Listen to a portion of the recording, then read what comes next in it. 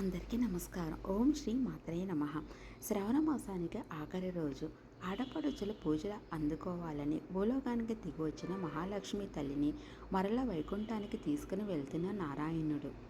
శ్రావణ మాసంలో ఆఖరి శనివారం ఆ శ్రీనివాసుని ఆశీస్సులు ఎల్లవేళలా అందరికీ ఉండాలి అని కోరుకుంటూ శుభోదయం.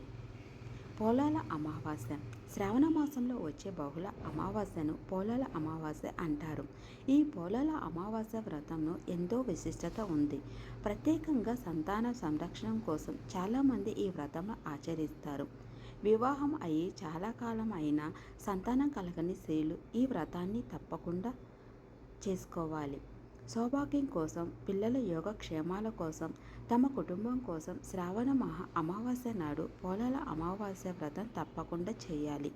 ఈ వీడియో మీకు నచ్చితే లైక్ చేయండి, షేర్ చేయండి.